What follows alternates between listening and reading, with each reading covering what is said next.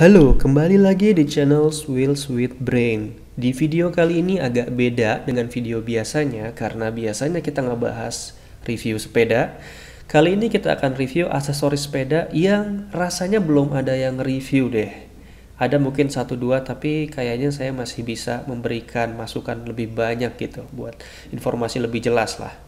Oke, ini namanya Sub Lever. Serinya GRX RX812 dari Shimano.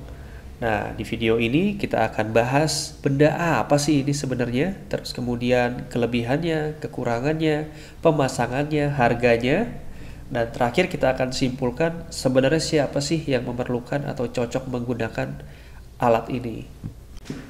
Oke, pertama benda apa sih ini? Jadi kalau kita lihat gambarnya ini, ya ini adalah sebenarnya rem tuas rem tambahan gitu ya. Jadi kita bisa dipasang di drop bar sehingga kita bisa ngerem dari bagian flat bar dari sebuah drop bar gitu. Biasanya kan kita ngerem cuma bisa dari bagian hood aja ya atau bagian drop. Sedangkan ketika tangan kita lagi di flat, kita nggak bisa ngerem. Nah ini bisa kita tambahkan sub lever ini gitu. Jadi fungsinya sama dengan lever rem biasa, tuas rem biasa, cuma ini tambahannya aja. Oke, secara spesifikasi ini beratnya sekitar 82 gram, jadi ya siap-siap ada tambahan beban di sepedanya. Terus kemudian ini sistemnya adalah hidrolik, jadi ini nggak bisa dipakai kalau kita masih pakai rem yang sistem pengeremannya itu masih pakai kabel, pakai kawat. Jadi ini cuma untuk yang rem hidrolik aja. Selanjutnya kita akan mulai ngebahas kekurangan dan kelebihannya. Jadi kebenaran saya sendiri sudah menggunakan dan sudah cukup lama gitu ya menggunakan tuas rem tambahan ini. Jadi mungkin saya bisa kasih gambaran lah secara jelas apa sih kelebihan dan kekurangan yang saya rasakan selama ini. Oke, sekarang kita bahas kelebihannya dulu. Jadi kelebihannya pada dasarnya ya bisa ngerem dari posisi flat bar. Nah, cuman memang ini keuntungannya ada beberapa hal sih. Jadi gini, pertama ya kita kan lebih ergonomis ya kalau tangan kita bisa pindah-pindah gitu ya, nggak di satu posisi aja. Nah, ketika kita lagi di flat bar, itu biasanya kita kalau nggak pakai ini ketika mau ngerem kita harus pindah ke hood dulu, sehingga pindah ke hood dulu sehingga ininya nggak cepat, responnya nggak cepat. Ketika kita lagi membutuhkan ngerem cepat agak susah gitu. Misalnya tiba-tiba di depan ada orang lewat atau apa gitu ya, nah, ini kan cukup bahaya. Jadi keuntungan pertama yaitu tadi kita bisa ngerem lebih cepat dari posisi flat bar. Terus keuntungan yang kedua itu jadi pada beberapa kondisi itu rem yang ada di hood itu yang di drop bar itu nggak bisa maksimal. Jadi biasanya kalau ngerem kita kan ada dua posisi tangan ya, di hood sama di drop. Nah kita bahas yang di drop, yang di hood dulu deh. Untuk yang di hood itu biasanya kita yang standar itu seperti ini ya, dimana seluruh jari kita ada di tuas rem. Kondisi ini kita bisa ngerem dengan kekuatan penuh gitu. Jadi pengeremannya kuat, tapi pegangan kita ke drop bar nggak stabil. Kalau jalannya nggak bagus itu bisa lepas, jadi nggak stabil gitu. Nah di posisi kedua ini kita lihat jari yang nempel di tuas rem itu hanya telunjuk sama jari tengah. Nah yang lainnya itu dia pegangan ke drop bar, jari manis sama jari kelingkingnya. Nah ini sebaliknya, kita pegangan sama drop barnya lebih kuat, jadi posisi tubuh kita lebih stabil walaupun jalanan gak rata.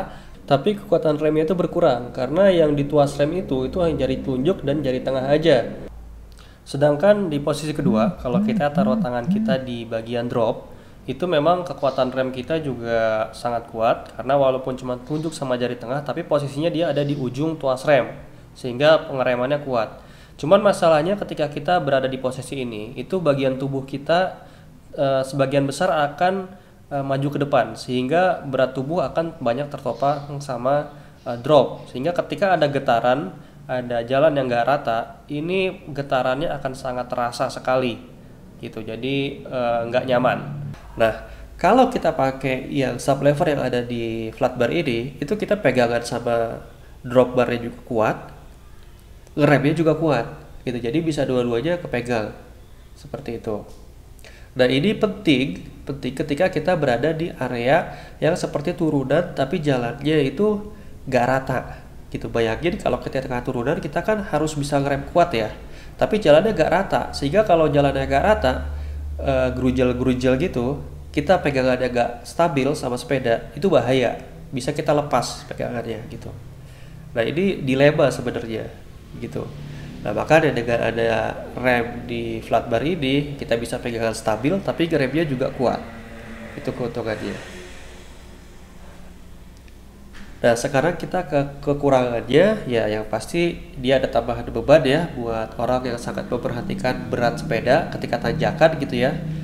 Nah, ini ya siap-siap aja ditambahin sekitar 85 gram lah gitu. Terus yang kedua, ini tidak bisa menggunakan tas drop bar. Jadi kan ada tas drop bar yang di depan itu, nah, kalau pakai ini jadi nggak bisa. Itu.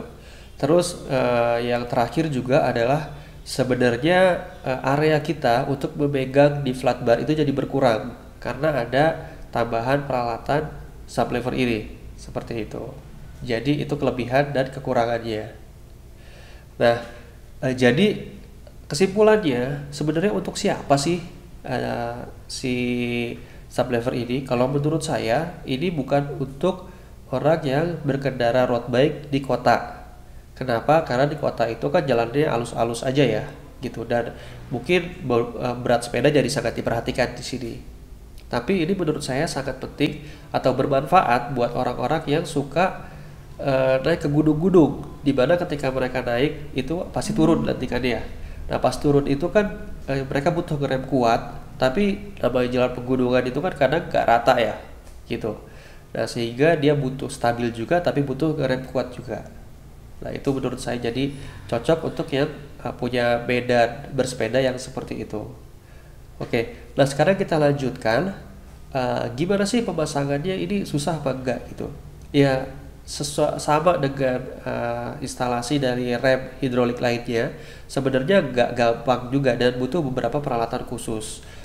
Ya tapi kalau misalnya udah biasa pakai pasang apa tuh namanya shifter yang biasa yang hidrolik, pasti bisa masang ini. Jadi sama-sama pakai. Mungkin kalau tahu namanya ada olive-nya, terus harus kita kasih gebuk juga gitu. Jadi ya sama lah dengan masang shifter seperti biasa, tapi kalau belum pernah pasang mendingan bawa ke bengkel aja. Kayak Rodalink gitu biasanya dia sudah punya peralatannya dan sudah bisa memasangnya.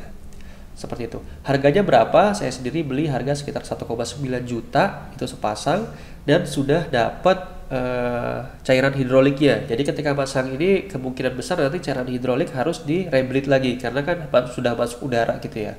Nah ketika rebleed ini kita butuh tambahan cairan dan ini sudah disediakan dan disediakannya tuh banyak, jadi masih sisa sekitar setengah lah kalau saya gitu.